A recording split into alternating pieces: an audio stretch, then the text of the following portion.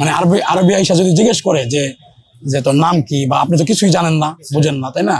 বাস আপনি শুধু এতটুকু বলবেন আনা জেদিদ, আনা জেদিদ, আনা জেদিদ, তাইলে ওরা বুঝবো যে আপনি নতুন গেছেন। আসসালামু আলাইকুম ওয়া রাহমাতুল্লাহি ওয়া বারাকাতুহু। আমি এখন আছি হযরত শাহজালাল ইন্টারন্যাশনাল এয়ারপোর্ট, ঢাকা। তো আমি এখন কথা বলবো সৌদি, মানে যাচ্ছে সৌদি প্রবাস নামের জেলখানাতে ভাইয়া নতুন যাচ্ছে। ভাই আপনার নাম কি? মোহাম্মদ আব্দুল্লাহ। আব্দুল্লাহ, আপনি কি প্রথম যাচ্ছেন? প্রথম, হ্যাঁ প্রথম না? কি ভিসায় যাচ্ছেন আপনি? কোন স্টেশন? আপনার প্রসেস করতে কতদিন লাগছে? এটা প্রসেস করতে আমার কাছে প্রায় বছর হয়ে গেছে। বছর উপরে চলে গেছে?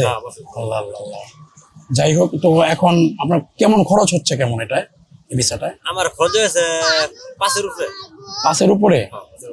এটা আপনার মানে স্যালারি কত বলছো ওরা? স্যালারি বলছে হেলের 1500 রিয়াল। 1500 রিয়াল না? কনস্ট্রাকশন। আচ্ছা, যাই হোক, আপনি তো প্রথম যাচ্ছেন, মানে নিয়ম কারণ তো আর আপনি জানেন না, তাই না? আমি প্রবাসে ছিলাম, আমি প্রায় 22-23 বছর কুয়েতে ছিলাম। আমি সৌদি আরবে গেছি, অনেক জায়গায় গেছি, তো আলহামদুলিল্লাহ। তো আপনি এখন তো যাবেন, আপনি তো জানেন না কিছু, তাই না? আপনি ঢোকার পরে যারা নাকি পুরাতন আছে তাদের সাথে কথা বলবেন যে আপনি কি পুরাতন, যদি বলে হ্যাঁ, তখন তার সাথে সাথে যাবেন। আপনার এই মাল বুকিং দিবেন, মাল নিয়ে আসছেন না? মাল বুকিং দিলে বুকিং কার্ড দিবে, ওটা রাখবেন, ঠিক আছে? ওটা যেন হারায় না। তারপর পাসপোর্ট গুলো ঠিক রাখবেন, হ্যাঁ।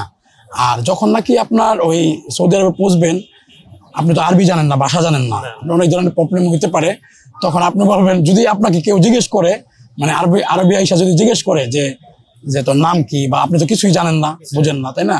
বাস আপনি শুধু এতটুকু বলবেন আনা জেদিদ, আনা জেদিদ, আনা জেদিদ, তাইলে ওরা বুঝবো যে আপনি নতুন গেছেন, নতুন আপনি ওইখানে গেছেন, তখন আর আপনাকে কিছু বলবে না, ঠিক আছে?